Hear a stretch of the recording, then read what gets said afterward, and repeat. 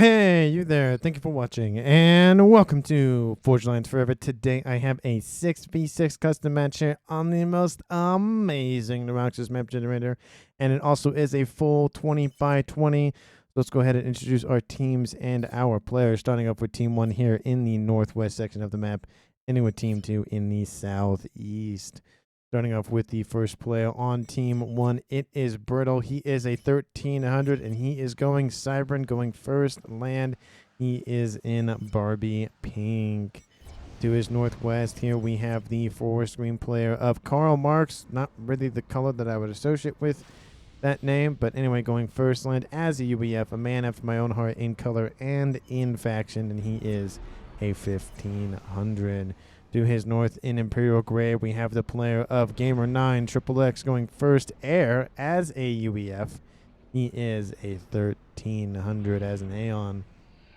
To his northwest in Pac-Man Yellow, we have Praetors going first land, probably most likely second air as another Aeon for Team 1. He is a 2400, the highest rank in the game, and he is in Pac-Man Yellow. And to his east in Royal Blue, we have Ayahuasca Dest going first land as another Aeon. Lots of Aeons on Team 1, and he is a 1400, most likely going second air as well. And in the north here for Team 1 in the rearguard air slot, we have Love Machine going first land, second air as a Cybran in Chevy Crimson, and he is an 1100.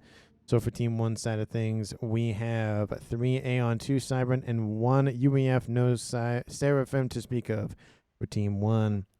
In the southeast, starting off on the front line here in Rust, we have the UEF player of Love Me Some Rice. I had to figure out the rest of that sentence. Going first and first line, second air. Again, he is a 1600 going UEF. In the east, right next door, we have the Cybran player of Spectre Slaves 137 going first land as a Cybran, another 1600 in orange, the color orange, not to be confused with orange, the fruit orange. To the south, and another Aeon appears in this game. It is Smithers going first land, second air, and again, he is a third 1600 for Team 2, and he is in light oak tan. And in the southeast, we have a Cybran player of the Melee, not to be confused with the Wheelie, going first land, second air. In Batman Gray, he is a 1900, the highest rank on Team 2 in terms of rating. And he is a Cybran. And in the rear here in Emerald Green, we have 022 going first air as a UEF. He is a 900. And again, he is in Emerald Green. And last but not least, for Team 2, we have another UEF player for Team 2. Lots of UEF, lots of A on this game, and lots of Cybrans. We have the Calm of Nightblood. He is making his way to the western side of the map here, trying to invade Team 1's territory, very similar to what his mirror is doing. Well, almost mirror of doing is Love Machine. And again, Nightblood is a 1500 going UEF, first land, second air, third Navy in glow in the dark green. So for Team 2 side of things, we have 2 Cybrans, 3 UEF, and 1 Aeon. No Seraphims for this game. We have a drone upgrade already going down here for 0. He's going to start spamming up that build power. And I mean, no Cybrans. That's in a 12-player game. That's kind of rare, to be fair. But, apologies to those who do like to gate in from other worlds. I guess UEF, Cybrans, and Aeons do that as well. But I can't figure out a good, tagline for Seraphim. UEF is also kind of hard because I have the Cybran, Spiky Space Socialist I stole from Gael. And I also have those loyal to the princess for the Aeon. I'm trying to figure out good taglines for the Seraphim and the UEF faction. If you have any thoughts about that, let me know down in the comments. Let's take a look at Mass, currently still on the field in terms of reclaim. We have 14,000, probably was about 15 or so, at least at a minimum, so at least 1,000 Mass per player to scoop up. And of course, in terms of Mass point layouts, there's a decent amount to be fought in the middle, and of course, there's a lot to be fought on the opposite end of our players' main bases and infrastructure. which is why we have players on both teams going to the opposite side to try to have some sort of Normandy invasion situation going on. Team 1's idea is sending 2 players to the east. Team 2's idea is sending 1. We do have a drop coming in with a couple of engineers, but that is going to be spotted by those interceptors and get shot down. Those engineers were just trying to feed their families, and they suffer the price of getting in the way. Landfall does occur for Nightblood. We still have about, I'd say, a minute or so before both these players in the north make landfall as well. The comms in the middle for both teams are starting to meet one another. Getting kind of close, but there are a couple of possible run-bys on the cards here for at least Team 2. Love Me Some Rice needs to come in with his units, which he is currently doing, and plugging that hole. It is UEF versus Cybrin in the middle of the map. Very old rivalry here between our players. Lots of interceptors down here for Team 1's, for Team 1's Gamer 9 XXX. I was going to say the melee, but that is Team 2. Trying to at least control some of the skies down south. There's going to be a huge rush for T3 Air to try to solidify those gains in the air game. Team 1 not even worried about the air on the northern side. Team 2 just trying to take something back. And they are doing a decent job of it. Those interceptors are just being very nasty to Team 2's interceptors and other units for that matter. But it does look like we are having a group of them over the middle here for Team 2. They need to be sent southward to help assist with gaining that air game early on. Landfall, of course, does occur. Nightblood pumping out those factories while we have some units out from Karl Marx to try to intercept. There's a lot of units on their way. We have 6 factories, 2 more being pumped out as we speak, trying to throw the player of Nightblood off of that land incursion in the north. Very similar situation, except Team 1 has done a great job of establishing a nice beachhead. Team 2 doesn't have as many facilities as I would like to see from 2 players devoted to knock these players out. We'll see if Team 1 is able to hold on some sort of position early on. Team 2, with only 1 player, it's going to be a lot. Nightblood trying to do what he can. He's going to get some nice veterancy and hit points on that commander. Has only been able to pump out 1 facility. The second one was not finished, unfortunately. So he won't have a lot of reinforcements coming his way. He needs some of those T1 frigates to at least kind of hit on the shoreline to help assist with the defensive measures on that side of the map. But it does look like, again, Team 1 is making their way southward on that northern side. We have T2 Air. We actually have T2 Air, and T3 has been started by Praetors, by the highest rated player in the game. T3 has not been started yet. The power gen is being currently built, so the melee is a little bit behind his mirror in terms of air production. But, you know, a minute isn't a huge issue. 3 or 4 minutes, that's a big issue. But we have a gun upgrade going down here for Love Machine, again, to establish that beachhead in the north. Of course, we do have these civilian structures that do offer a decent amount of reclaim. The units need to actually be doing something to scoop up the reclaim.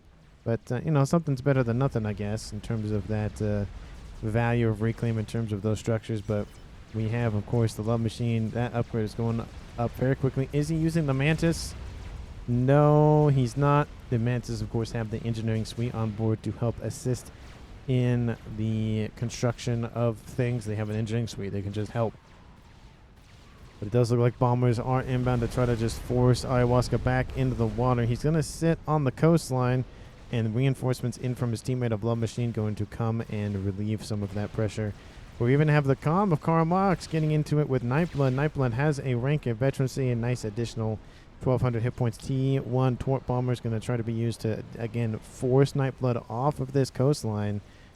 And he has a couple of frigates in the water that he could bring in to assist.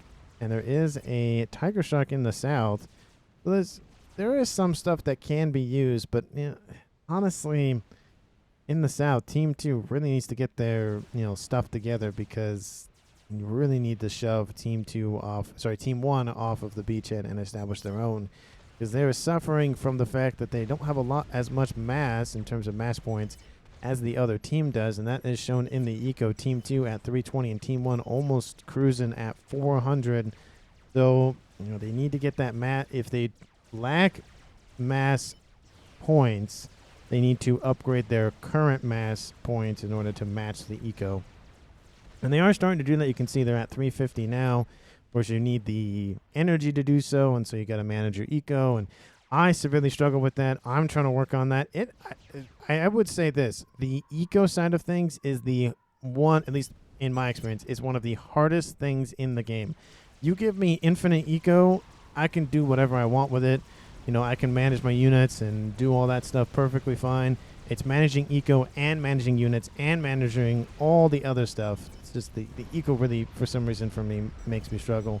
But Gamer9 is very far forward on the front line here, coming to assist his teammate, Berto, going for Nano after Stealth. And he has T2 instead of Gun, which, I mean, if he's just going to establish a front line, that would make more sense than trying to be more aggressive. Team 2 is getting some upgrades as well. Advanced range for Smithers. He's almost done with that. He'll sit and finish that even if he takes some hit points lost. We have Gun for Spectre Slave as well. He has a large T1 force assisting him from Smithers. Most of those forces in the west have been dealt with, and that upgrade is about to finish as well. That is a lot of Team 1 forces. There's a lot of AA mixed in there, which is, I'd love to see that. You got to protect your units from those nasty, nasty bombers. T2 here for the UEF. Actually, that's Aeon play of Ayahuasca, and he has a facility online to pump out some engineers, protecting it from those units in the inland. For Team 2, Drops says Gamer9. I mean, yeah, but we have naval facilities now being pumped out by Karl Marx. Some of these facilities have gone T2 and are starting to establish those riptides for pseudo-naval units. Nice to kind of, you know, weather the storm as Team 2 establishes their own naval presence. And we have 2 naval headquarters T2 variety here for Zero and for Nightblood. They're both UEF. So those cruisers, those governors are nasty. They are nasty with those missiles.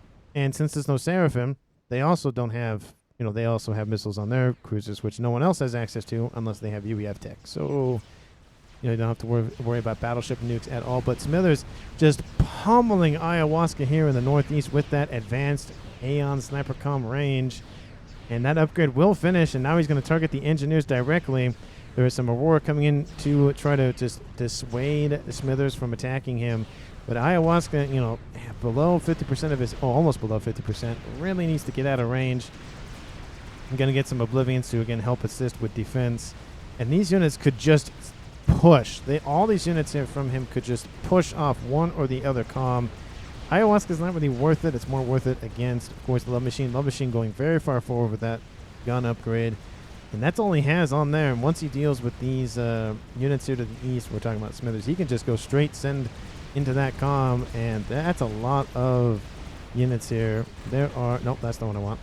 There are 73 Aurora. He could easily take that comm out, but he's not going to go for it because he's distracted with his own commander. So he needs to push on this eastern side first and then wrap around and deal with the rest. ASFs are on station for Team 1 and for Team 2, or at least the E3 variety of spy plane. But a nice push here coming in from Team 1. Team 1 being super aggressive in the early stages of this game, grabbing territory on the eastern side of the map, grabbing more than 50% of the middle, and is starting to, you know, push in the naval side of things with T2 Riptides. Of course, Riptides aren't that great in terms of damage, but, you know, when you have 30 of them, it's annoying.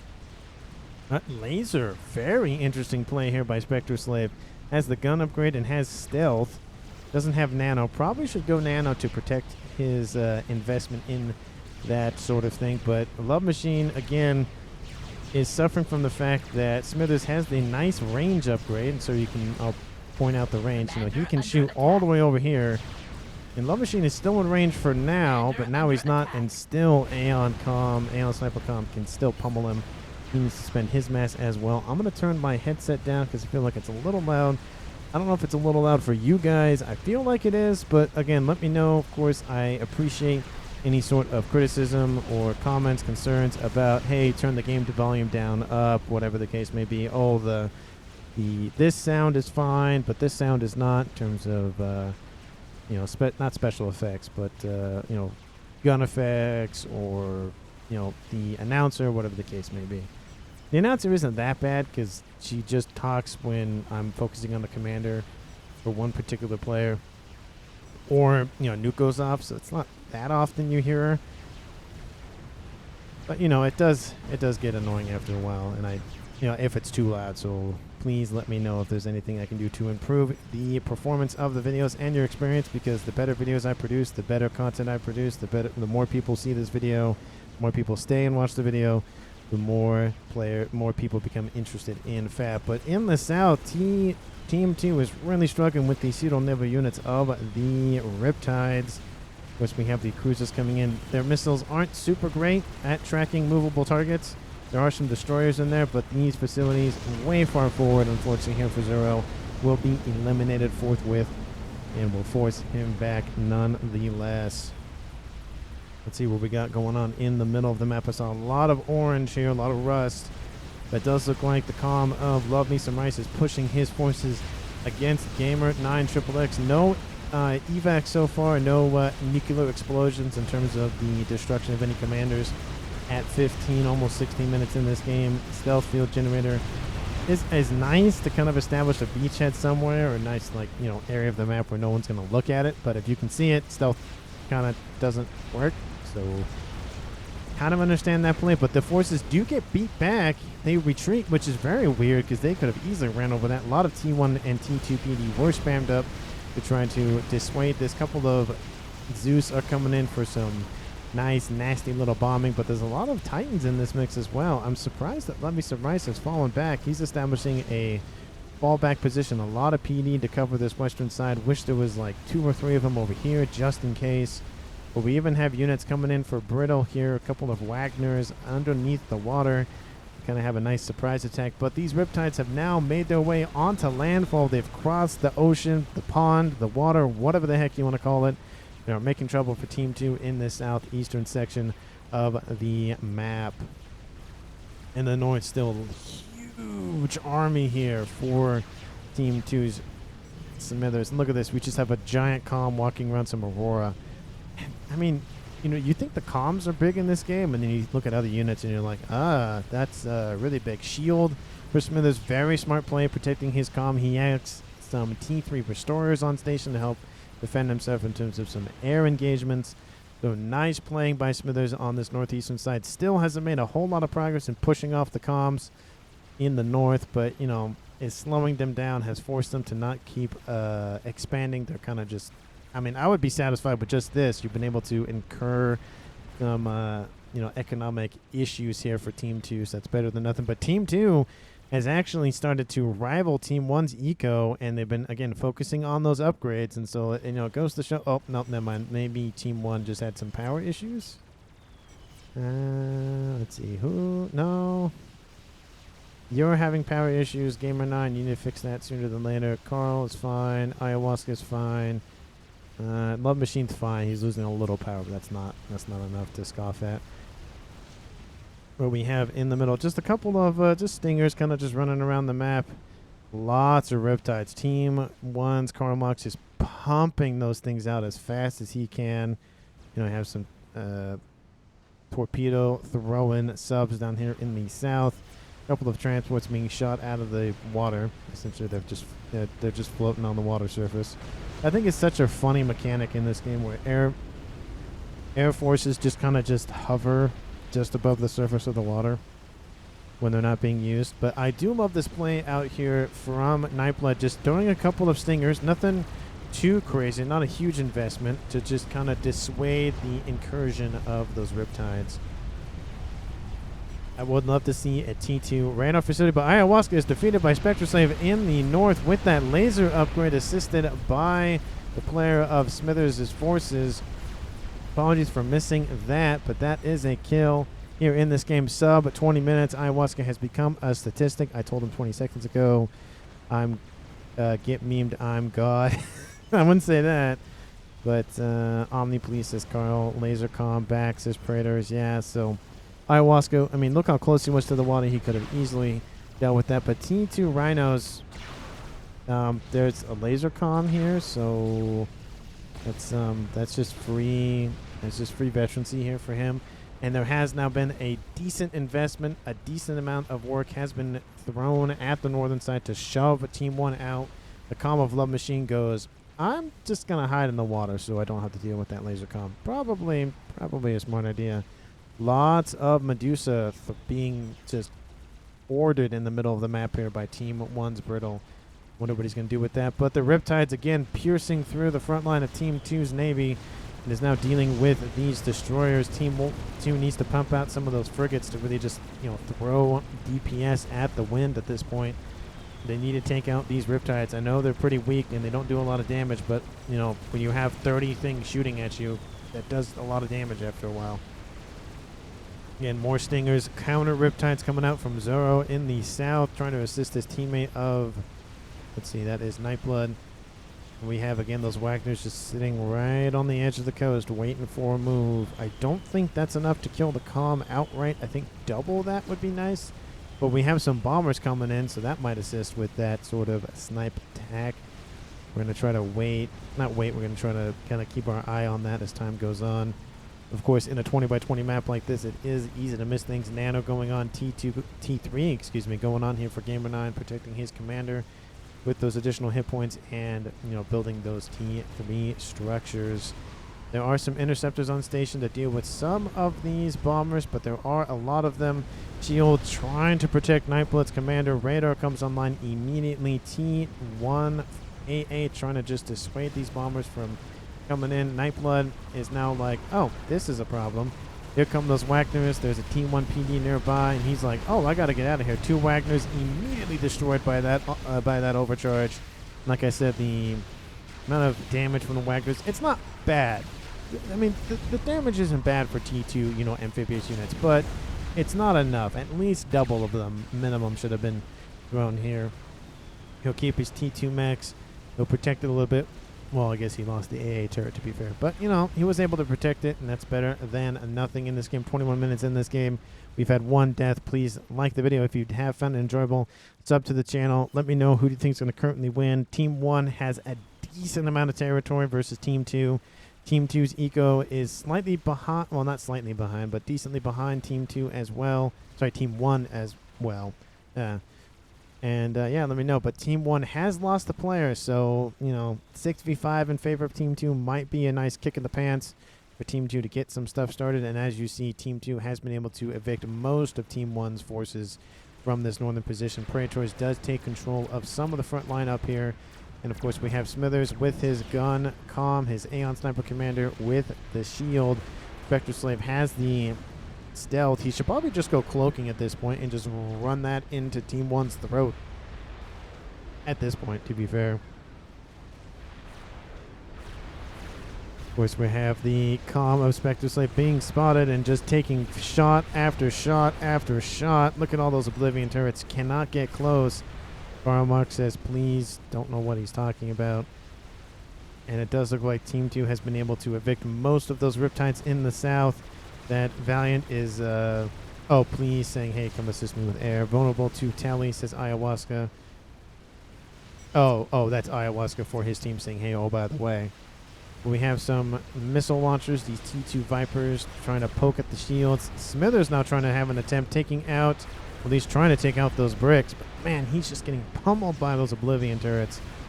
Overcharges that engineer. That engineer definitely did not deserve that kind of treatment. But a lot of T2 gunships being built in the north here for Praetors. Maybe a snipe on the cards. There are some flak being built. These bangers, they'll be able to deal with most of those Spectres pretty nicely. And there are some gunships in the form of Restorers as well. Oh, they're getting close. This amount of ASFs are enough to deal with those Restorers, but they don't want to engage the ASFs from Team 2. Gamer9 says run. In the middle, lots of Titans. Love to see this use of unit here from the UEF player of Love Me Some Rice. They move very quickly. They fire very fast. They're very effective against T1 units. Some T2, but mostly T1.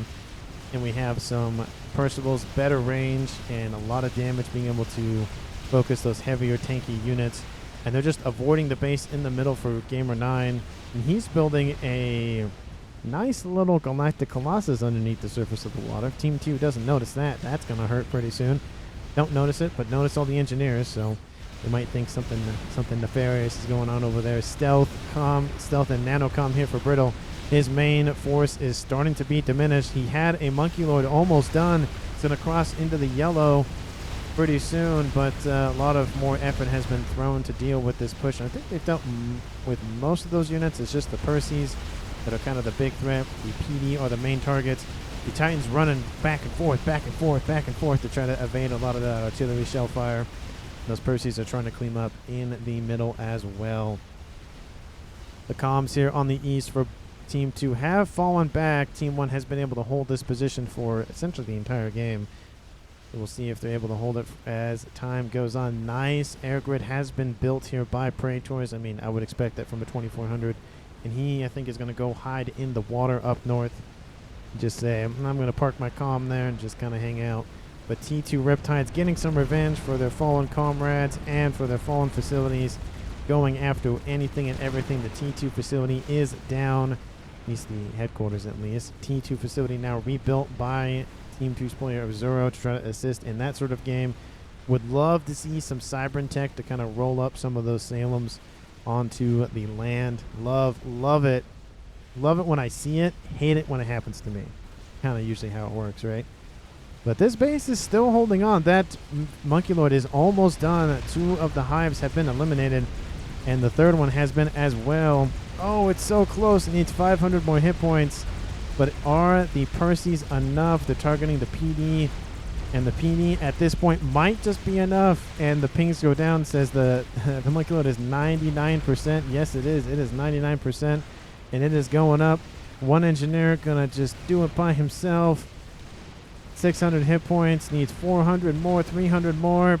Percy's puncturing the shield. They notice, of course, that Monkey Lord, how could you not?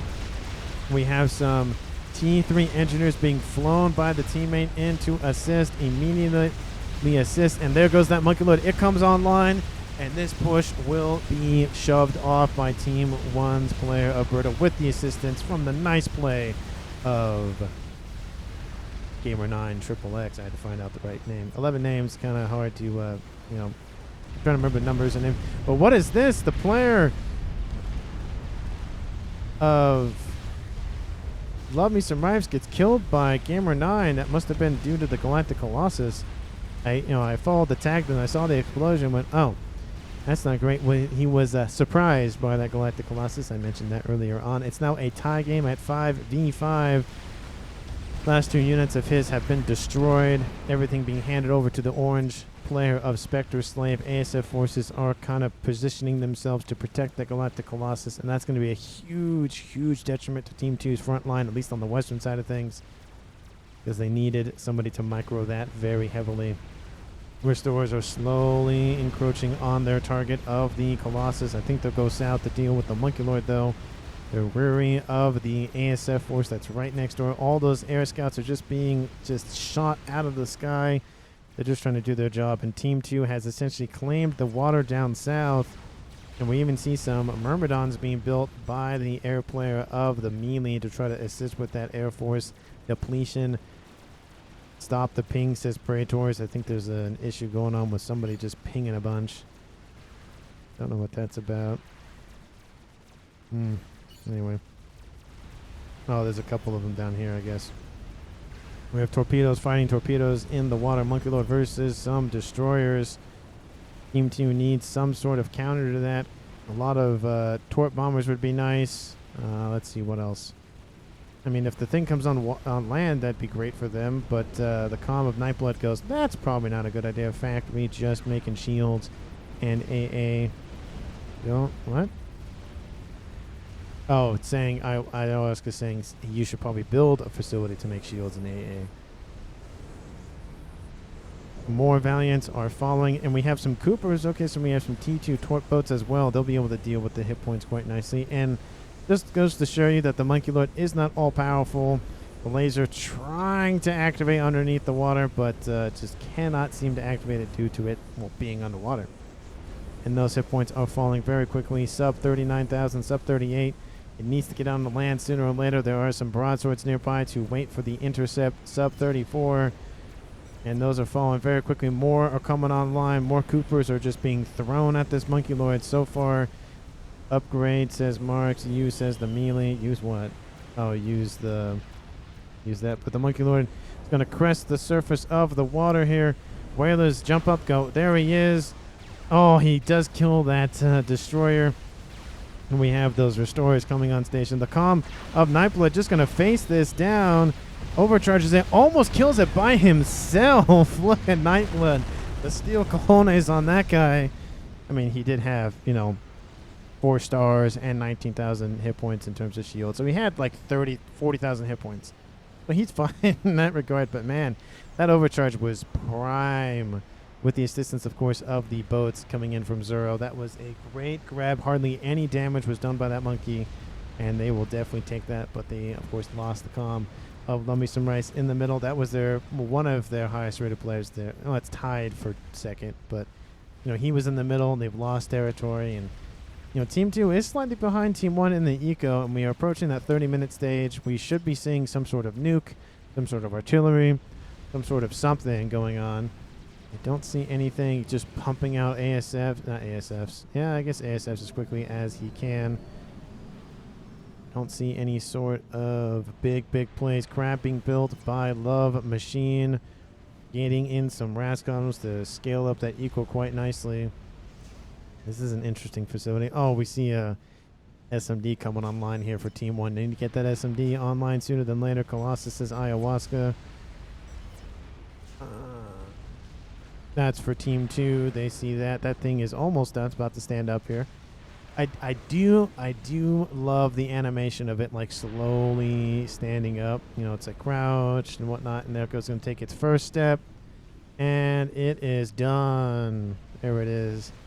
He's finished his experimental. And in the northeast, there's really not a lot. There's one Colossus and a lot of PD, but that's really it. There's not a lot, at least not as much as I thought there would be on that northeastern side. I mean, they're going to try to start funneling those resources, funneling all that build power over to the west to try to, eco up over there. Because this position will not last for the entire game. At least I make the prediction that it will not last the entire game. Unfortunately, Percy's against T1 Medusa, not the best idea because you need that rapid fireness because the shot can miss and then you're like, well, I have to wait for the reload and I have to deal with this. And just easier to have a rapid fire cannon do that, which the Titans have that in spades. They have 2 of them, actually. So, it helps. But Team 2 trying to exert their power from the naval side of things with all of these Coopers in the water. Team 1 needs to deal with this. And of course, they have AA on board those cruisers, so it makes, gunship, attacks not the best idea. Lots of AA in the middle to protect, of course, the middle of the map in terms of trying to cut off any sort of nasty little plays. Lots of Coopers in the water running around, so nothing in terms of going underneath the surface will survive very long. So Team 2 has that thing done in spades, but more Colossus being thrown to the north, it looks like. This one should just be Control Cade. But it does have Veterancy, so it's kind of hard to justify that. Oh, I was wondering where that was going. It was going straight south, and then it went woo. It crushes that Harbinger and throws it to the ground. That's gotta hurt. And again, that horde of restores is annoying. Laser now coming online here for Love Machine, and he has the cloak, so that's interesting. We'll see if that is ended up being more useful than just the regular laser we saw earlier. And what is he doing over here? He still has laser. He still has nano. He's just hanging out. Looks like, yeah, that's it. Just going for nano. So, or it went for nano, and he's like, I don't know what to do now. I mean, you can go teleporter. It costs a lot of energy to do teleporter, but at least you would have it now versus wanting to upgrade it when you don't have a lot of power at that point. So it's kind of risky, of course, doing teleporter. But no one would expect it, at least on this northern side or this position. That's a lot of Rascoms that would just go up in smoke. And this SMD position and an MK. Stop building artillery. I mean, I do like the idea of using the environment. Like, if you hit a shot down here, it's not going to hit up here to do any damage up there. But stop building it next to high-value targets. Stop it. Stop. It annoys me as, like, a tactical person that thinks of, oh, don't put a bunch of high-value targets in one location because you just make it an even bigger high-value target kind of thing. And there are some games which, some players have, some viewers currently watching have seen, some have not, where One nuke can kill a Maver, an artillery, a regular artillery, a Duke, and a nuke in one nuke. Not a good idea. Don't put all that stuff in one place. Now, the whole eggs in one basket kind of thing, not a good idea. You have in the west, again, another land invasion, and it's going to be countered with Riptides versus Titans. Titans are, of course, the better unit in this mix, but again, 1,000 of anything will kill anything, and these Riptides are coming in spades. Team 1 PD being spammed up to assist in defense, but those Titans are being ripped to shreds by those Riptides using their namesake, getting underneath the shields, taking out the shield emplacements.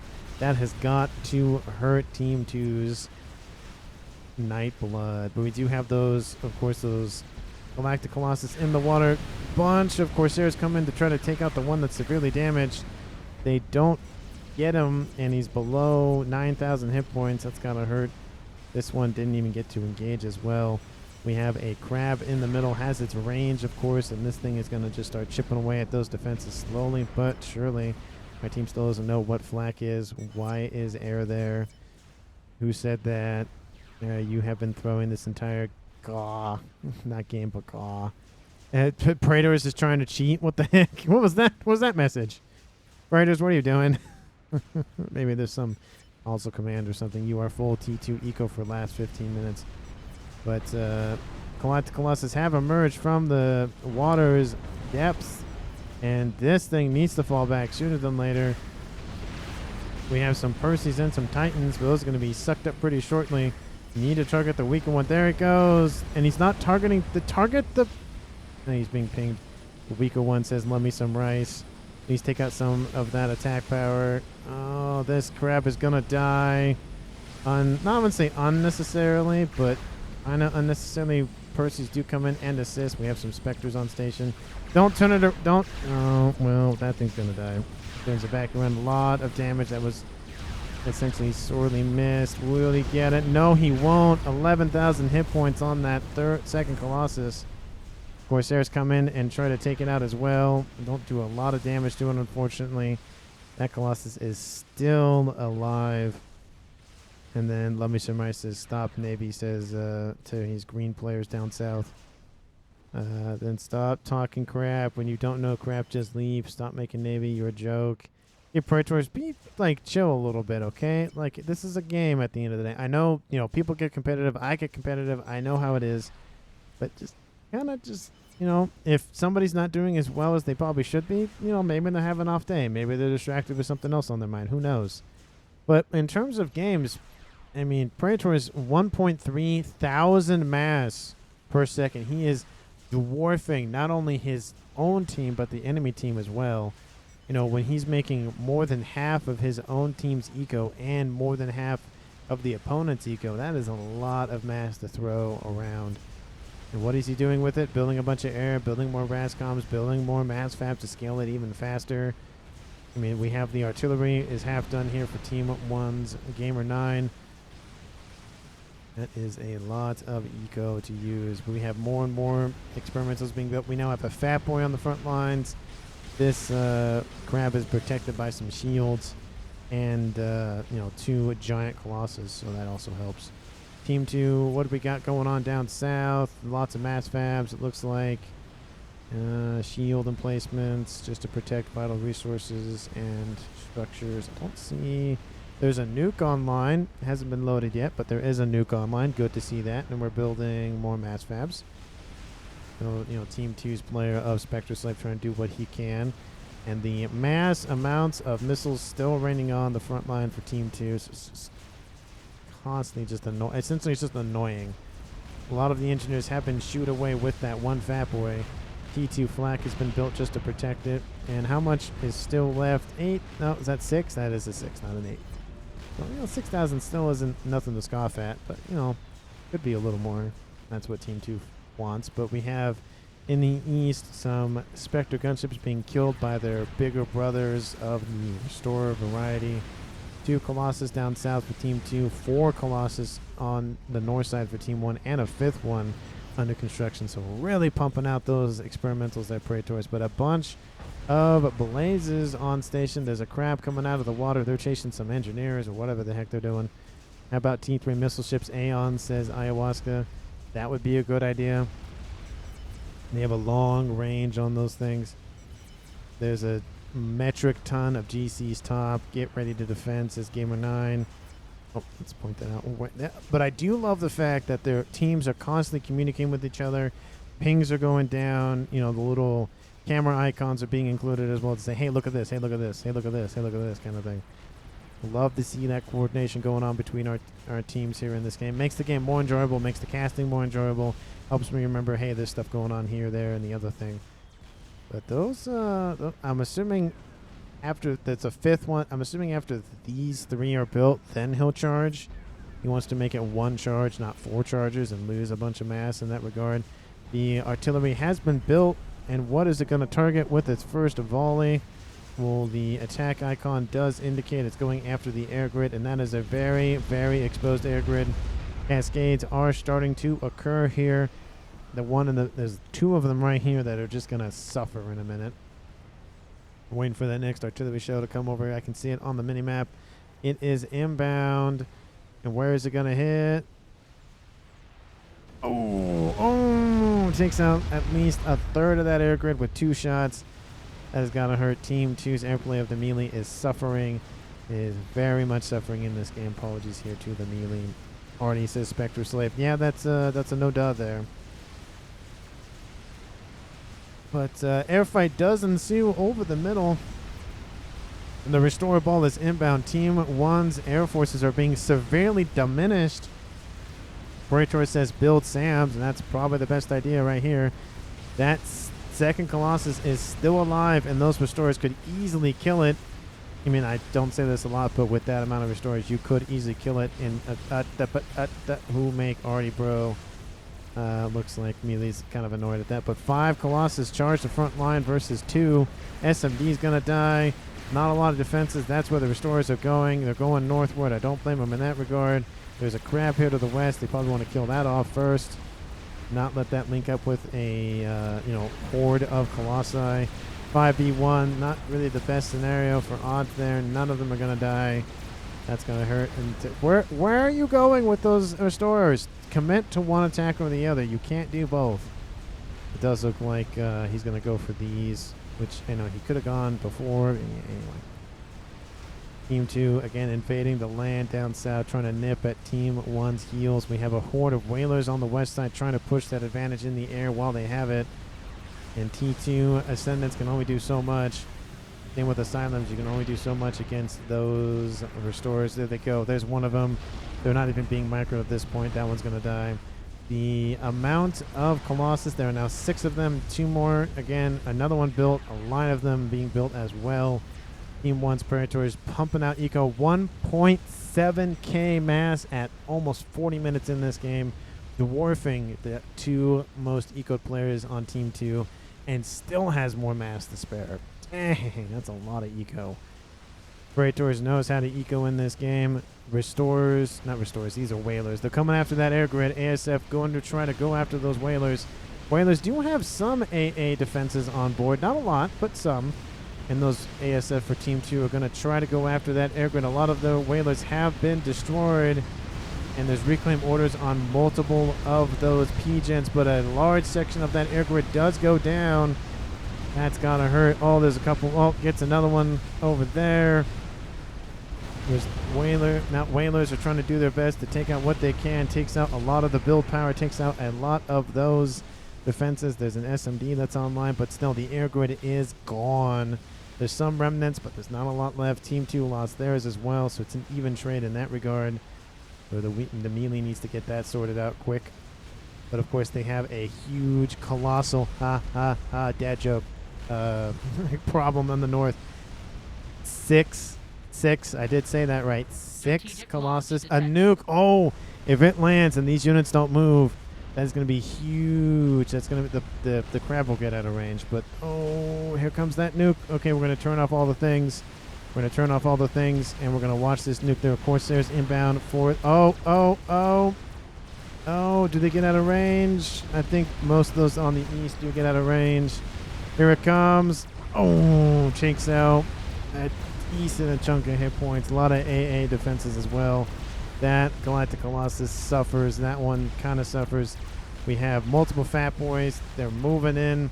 Restorers are inbound. They took out all most of the AA at least, and that was the big thing to protect the restorers. We have that emissary still online.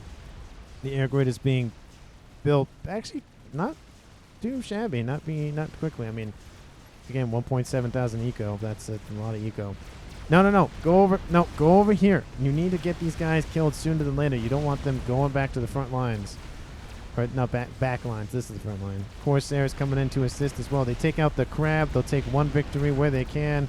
T1 bombers on station, gonna target those redeemers, those T3 units. There are some bouncers and redeemers in the mix. We have, Fat Boy Fire constantly raining in onto these Colossus.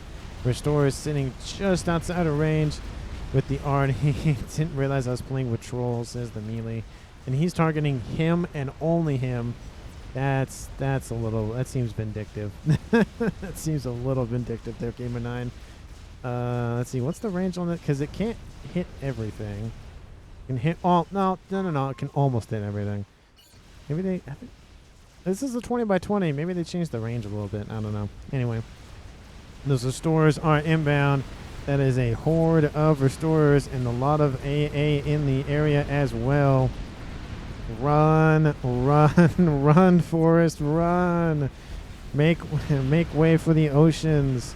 Restorers are dying by the 5s, by the 1s. We have some AA in the area, but it's not a lot. The first one, the one in the rear, gets taken out, gets sniped from behind. The second one is suffering. Lots of restorers still going on. They're targeting this one. They're taking out ones that are severely weakened. That's the best idea. Corsairs coming in from the teammate here, but this is mostly the job and the work of the player Smithers, and he will retreat. But man, they took out 1, 2 Colossus, 3 Colossus. There is the crab back there. They have a lot of mass to scoop up. That was huge for Team 2. They lost a lot of frontline defenses, but still used restorers here, says the melee. Folks, we have a paragon coming online here. Praetors, you have enough eco. You do not need more. 1.8, I saw 1.9 at one point. That is so many. That. How many do you have? How many do you have so far? Let me zoom in all the way. No, that's a lot of engineers. That's a lot of engineers. And that's not what I wanted though. 68. Okay, you were one off from greatness, but that's, rather here nor there. And Corsairs still coming in, trying to take out some defenses and some of those build power, trying to just diminish the construction of those Colossus. That's going to be a problem. Team 2 has just secured they have secured the southern section of the map, and they are suffering on eco still. 500 mass behind. And again, that's mainly being carried by the column of Praetors. Really just carrying his team in the eco game, and most of it being funneled into either a Paragon or Colossus. And, air as well. We have a second emissary online. We have a laser that has come online here for Nightblood. This position needs to be dealt with sooner rather than later. We have counter artillery in the form of a disruptor coming out from Team 2's Spectre Slave. So we have Artie versus Artie here in the east. And it's going after the air grid here for Smithers, wanting to take out. Oh, that's got to hurt. Need more shields there. See, that's where those Seraphim shields become nice and handy for that extra protection and whatnot. I feel like another artillery shell is going to wipe the rest of this place off the face of the map. More restorers coming online. That's what the target is. Oh, no, they're switching targets. They're going after, they were building something. Oh, they're building quantum gateways, I guess. I think that's what they were building. Hurt. Oh, that's so many engineers. Oh, and a RASCOM. That's gonna hurt. Everyone give melee mass. What is melee building? Oh, look at, oh, that's what you're doing. Okay, here come the game enders. Here they come. That is a horde of restorers. I'm just thinking about that walk north. The evacuation orders. Red alert, incoming restorers. But the Paragon is finished. Limitless resources are at the disposal of Praetors, and he's spamming up some of those salvation, those nasty, nasty artillery. And he's going to finish that air grid right quick with that inclusion into his army and infrastructure. And, of course, spamming out those Galactic Colossus. We now have 7, 8 on the front lines for Team 1's Praetors. We have another crab here to the west, the second one as well for Love Machine, or Machine, depending on how you pronounce it. Some people pronounce it Machine. Depends on who you are. We have a nuke online here for Team 2. Isn't loaded, but at least it has a nuke. The nuke has been... no, it's still there. And it has one loaded. Is there an SMD up north? There is. And it is not loaded. That would be a great grab right here. Going on up after all of that mass. That'd be huge. You take out at least 2 of the Colossus, all of the additional forces, a couple of T3 Mechs, and that would hurt. And you come in with the stores and wipe out everything else. But how are the restore numbers going? But the... oh, I see the restore numbers. But the first one is online. The second one is third of the way done. At least that is going to take a lot of firepower to deal with. That is a lot of restores melee. You got those gifted over. How many? 121. That is a lot. That is a lot. Satellite over top, getting a nice view of what's going on. We do have counter artillery going after that now because that's the bigger target. We have telemaser defense. We have SMD defense. We have more salvations being built. We have more shields that need to be built, frankly. We have a second paragon. We have Praetors, enlisting the strategy of why not? Why have 1 when you can have 8? Because why not? You have limited resources, so why not? So we do see there is a movement. Oh, here they come! Here they come! I might slow it down just a little bit so we can get a nice little view on what's going to happen here pretty shortly. There's that paragon, and the restore ball is inbound. AA defenses! AA defenses! We need those restorers online. We have 2 salvations we need to protect. Get those shields online. Get that AA. ASFs are inbound. Restorers do not care. They're going full sending into that paragon, and they do not care. Definitely, this is a mission worth the lives of all of these restorers, and it is a price they are willing to pay. Not me, just them, but the Corsairs are coming in to assist that push, and there it goes. The paragon is down. The salvations are down. Oh, that's gotta hurt. How did Team 2's experimental going? It is in the green. They almost have that online. It was targeting the satellites. The salvations were targeting the disruptors. That's the word I was looking for. It is gone. Takes out some Rascoms with it as well. And of course, those restorers, I think they know where the second paragon was being built here too. Yep. Restorers and Corsairs are inbound. They're going to take out the second paragon. Luckily, it doesn't have as much of a volatile explosion. Restorers will come in and try to just deal some damage as they can. Both paragon, well, almost both paragons were defeated. A Czar was completed. And now Team 1 still has this artillery base, which, to be fair, has actually held up pretty nicely. A lot of AA defenses, a lot of tele defenses. So good on Gamer 9 for keeping that station up and running. Immediately starts another paragon, because why the heck not? Takes out one of those flak artillery emplacements, but all the restorers are gone. They took out 2 game enders, almost, essentially. So they can breathe a sigh of relief for now, but again, it's being built once again. The artillery is still being annoying here for Team 1, or for Team 2. And we have 2 artillery and a nuke. How's the north looking? Not great for Team 2. Not looking great. Let's actually bring that up back to 0. I completely forgot I slowed it down for that restore push. I wanted to get a nice little screenshot of the incoming threat that was the restores, but a huge amount of effort by Karl Marx to pump out these Titans, and I see Perses and we see some Harbingers as well. We're trying to eradicate the Team 2 presence on this side of the map.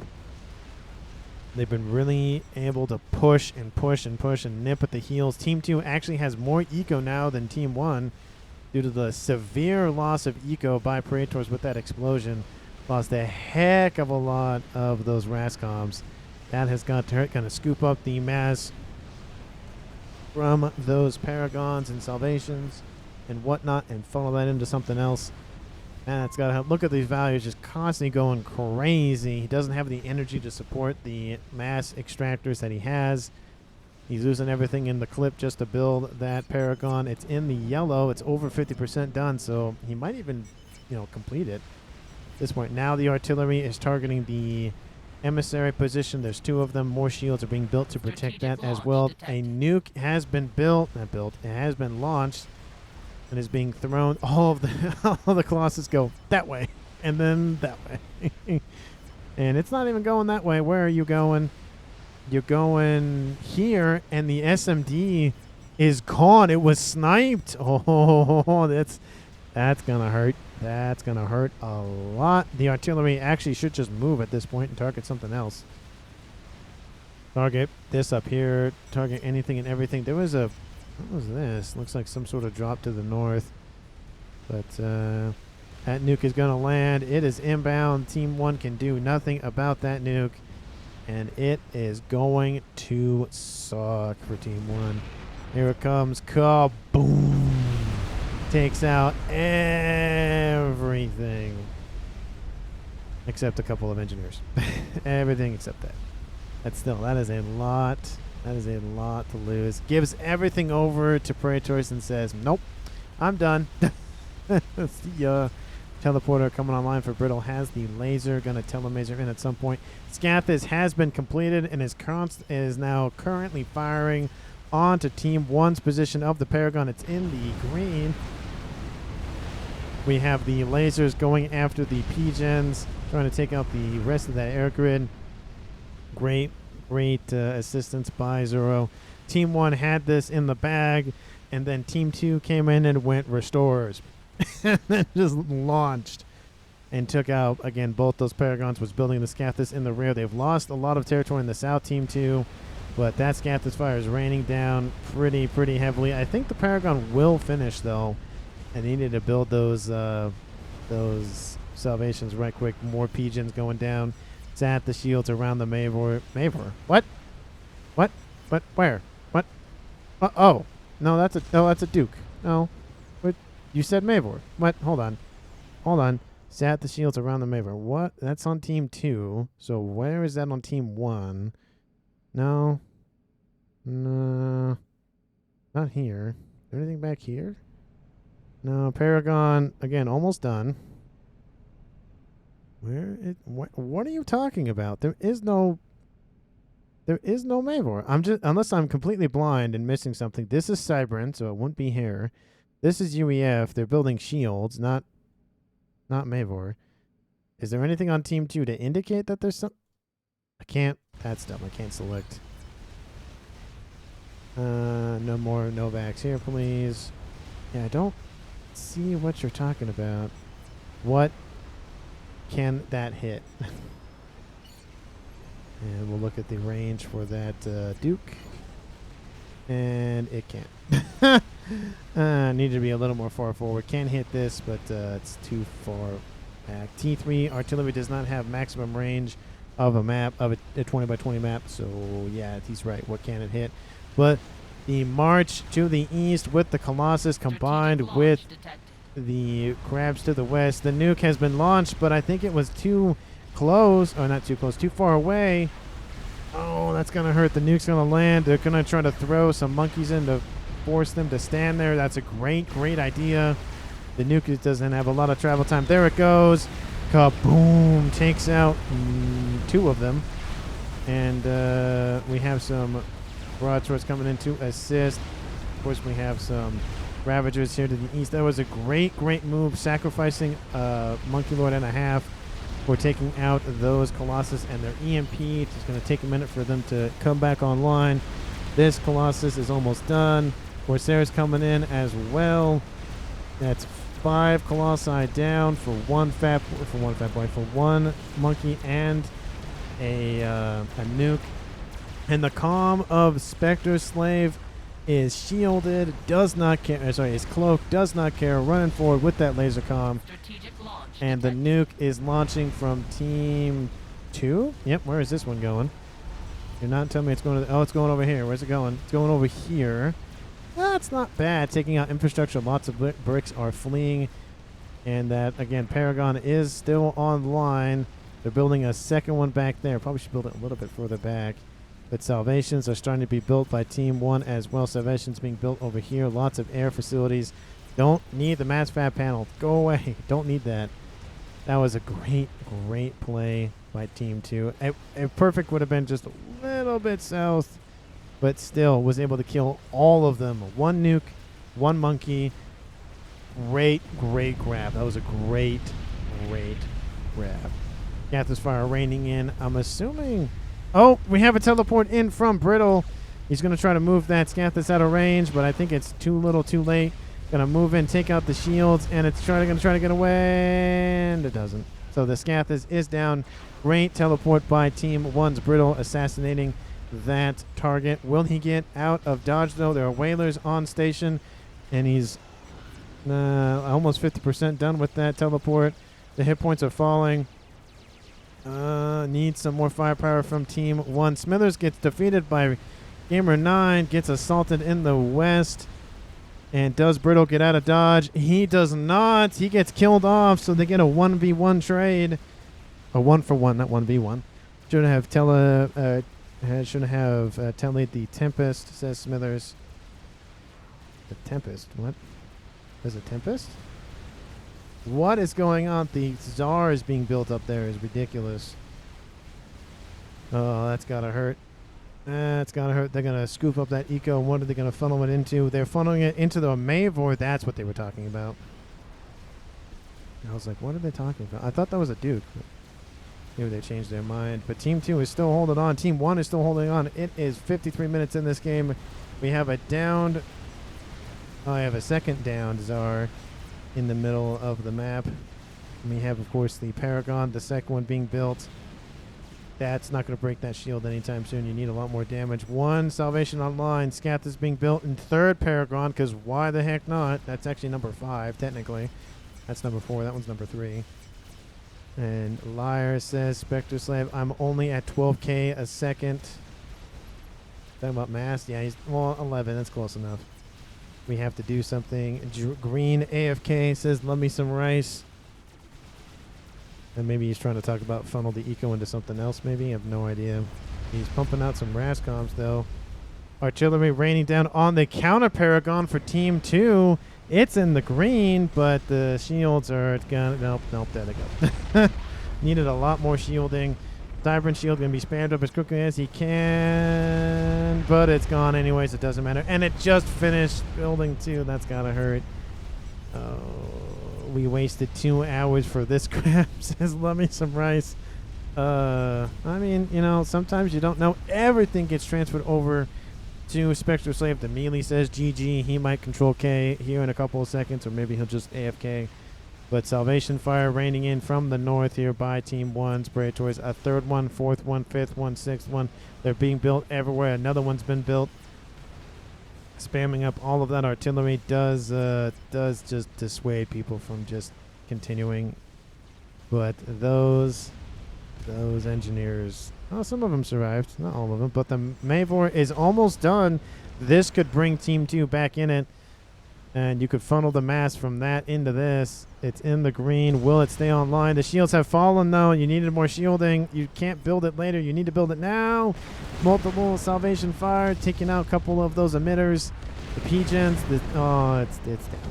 The P-Gens didn't even have to die. They just directly fired on top of that thing. And it is not looking good here, folks. Team 2 had a nice thing going. They were coming back in this game. They took out Paragons. They're taking out the north with some Rambo comms. I'm assuming they're Rambo comms. Lasers over the top in the form of Tsars trying to deal with that nonsense. Help build Scathis for AoE, says Brittle. I mean, at this point, just build the Paragon. You had another Paragon. This one being built, I think, faster than this one. This one's at 2,600. This one's at almost 26. That one's going faster.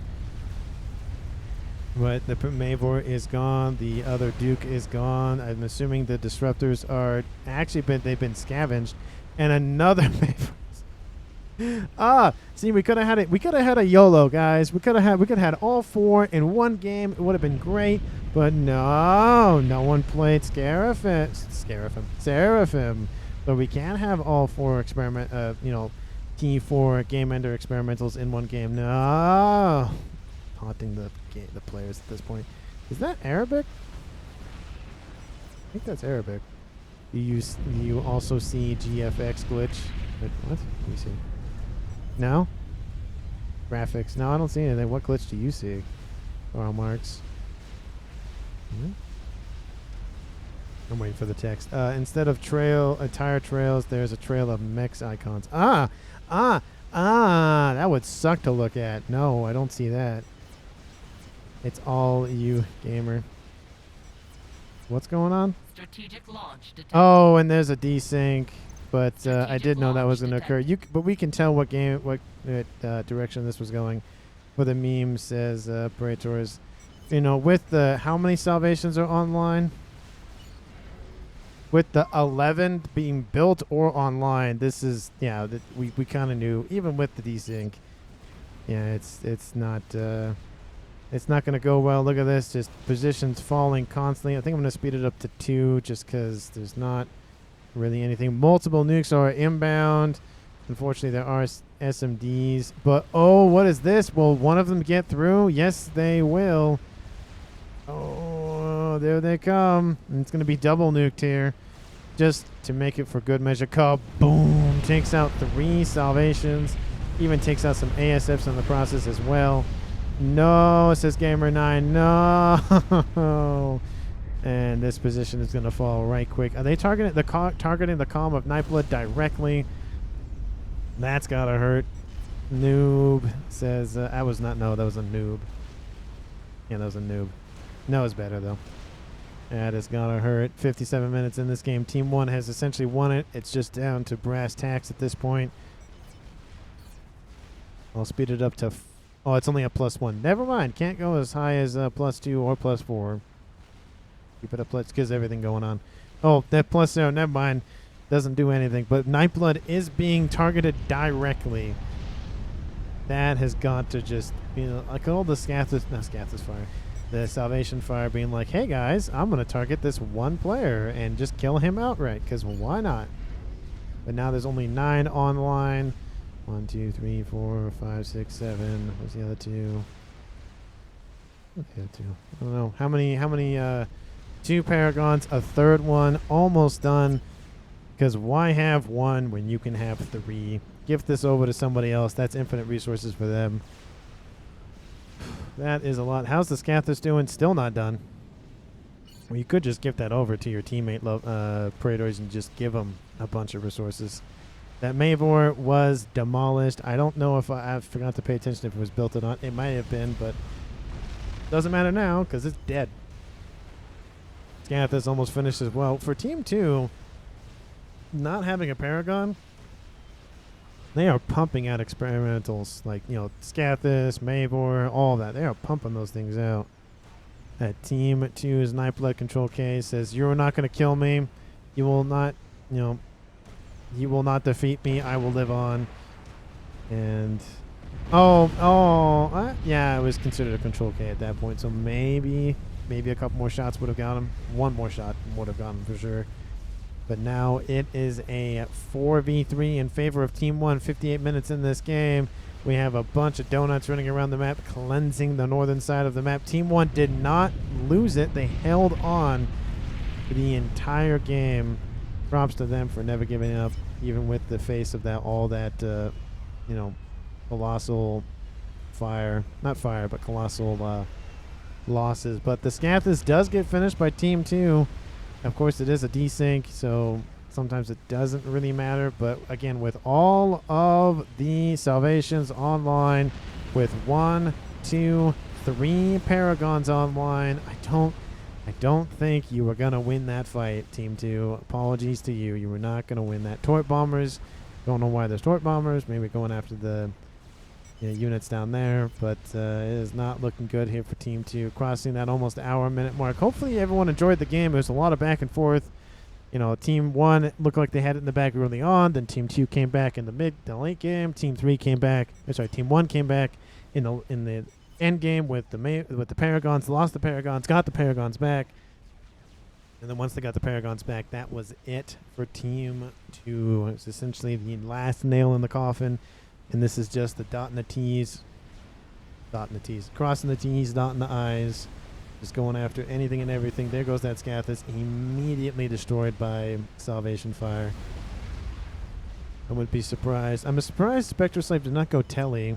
He's going to build nukes, because why not? But at this point, it doesn't even matter. We have the horde of incoming Zars. I will scout. Yes, I will scout with your Zars. Yes, that's what you'll do. Massive amounts of AA has been built. Massive amounts of mobile AA has been built. One Zar is down. Lol. Yeah, because one... Oh, yeah, this is the Continental's being destroyed. Second Zar is down. This is some scouting operations here. Third donut is down. Fourth donut is down.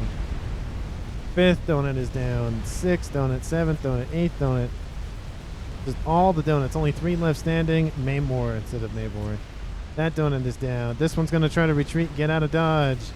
This one's going to go after a T3 air facility. Does kill that off. And it's going to just sit there and take out some mass, take out some quantum gateways. Cougars, anything open and fire.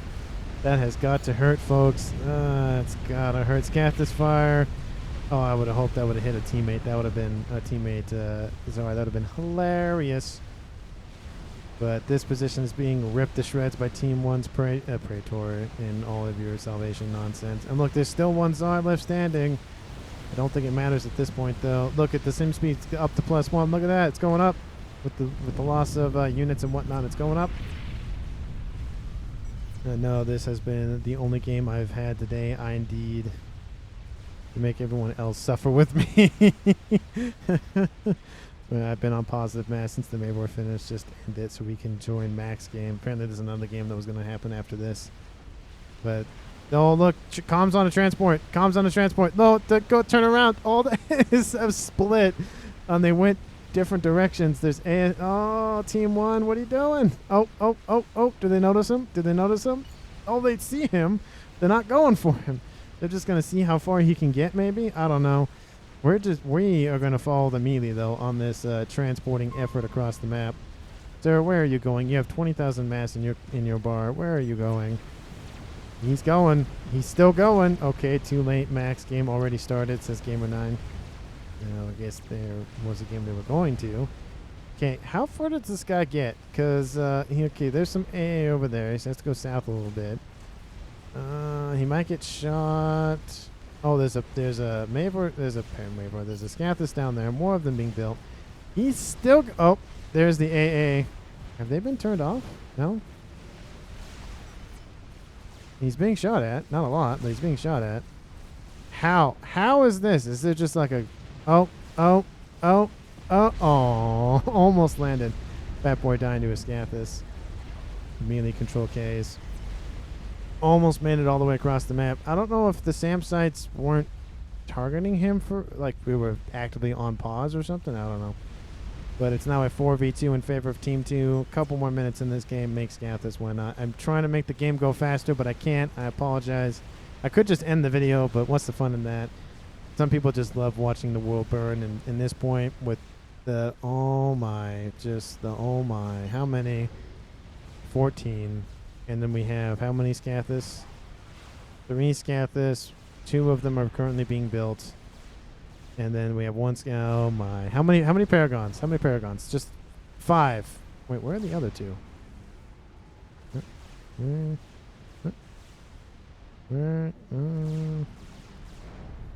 There's the 3. Being built somewhere else. I don't know where they're being built. Anyway. I don't see them anywhere. We have Crab in the middle. Just the destruction down south is just ludicrous. Because the amount of nonsense that has happened in this game. So much artillery fire will not stop, folks. It will not stop. I don't know where the other Paragons are being built. And now there's another Salvation being built, because why not? No, that's a Quantum Gateway. Not Quantum Gateway. Quantum Reactor. don't know where they're being built. It's Novak's being built by Carl, because why not? Well, because it says there's 5. Oh, they're over here. Over here to the west. 2 more, just sitting side by side, because why not? That is just going to eliminate every single enemy structure on the map, because why the heck not? It's a 4v2, 1 hour, 4 minutes in this game. Recording says 1 hour, 14 minutes. At least watching Salvation Fire on this scale, yeah, it's just, this is ridiculous. This reminds me of that scene from Starship Troopers. Yeah, it kind of does, just the raining fire coming down. That's just, I'm just gonna, this is the view now. Just watching a bunch of yellow dots cross the map, most of that being Salvation. Some of that is Sigathis, but most of it is Salvation. That's just so much fire. Is that the, oh, that's a comm. That is a comm of Love Machine going after SAM sites. That's interesting. Don't see that every day. These comms, just, I'm surprised they haven't control K'd yet. The game's been over for 10 minutes. Now, you know, disregard the desync. Like, the game's been over for 10 minutes. I mean, yeah, I would try to fight to the bitter end, but at this point, I'd be like, you know, kind of want to play a different game at this point. Control K. Or hand everything over Control K or something. But I guess the game would do that for me, to be fair. Everything is just dying. This is not looking good here for Team 2. Of course, there's no way they can come back from this. The why? Because why not? Is that why? Oh, look, now they're targeting the comm of Spectre Slave, and he's going to charge just straight forward with his cloaking commander that they can obviously see. And going to go after anything and everything he can. He's going to stand still so he can be shot out of the ground. 38,000 hit points on that commander. Nuke launching. Please nuke yourself. That would be hilarious. Nukes launching down south. That's where they're going. Multiple nukes. Same location. Both comms moving. Gamer 9 goes to unit cap reached. Is that what you were trying to do? That is ridiculous. Look at this. This is just nuts. Headshot says... This Praetors. Let's see. Let's watch the explosion of Spectre Slave. There he goes. He is down. 1 more comm left standing for Team 2. Gamer 9 trying to follow Zoro and will friendly nukes. Karl Marx control Ks. Gamer 9 control Ks. Double kill replay over. Yeah. But it was Team 1 won that match. Double kill says Gamer 9. Yep, that would. I mean, it would have been a kill anyways. But again, let me know down in the comments how you felt about this match. Please like and comment down below. What your favorite moment was? Let me know how you feel. Just let me know. It's, you know, just send me. Come on, why not? I'll respond to it. You know I will. Just say something. I dare you. I double dare you. If you made it this far in the video, come on. You got to say something. Come on. You can do it. Come on. I believe in you. Come on. Anyway, again, share this video with your friends. And in terms of MVP or MUP, I mean, I think even though Team 1 won, I think Spectre Slave, just with that nuke, just with the play of killing, what was it, 8 Colossus or something on this eastern side with a nuke and a 1 monkey in terms of like using resources was great. Like, it could have been a little bit closer, but still, the EMP from that nuke lasted long to the point where they killed most of the HP off of those Colossus, and that was huge play by Spectre. He had a large game in the Northeast after the death of, let's see, it was Nightblood was there. Love Me Some Rice. He died in the middle. But again, let me know how you feel about everything from this game. Was I right in terms of the MVP or wrong? Please hit that sub button. And again, I'm hopefully that you're enjoying your weekend with your family, your friends, your friends, your family, your family dog, your family cat, your family gerbil, your family everything, and your friends everything. In terms of dogs and cats and animals and whatnot. Anyway, I'm going to go. See you all in the next one.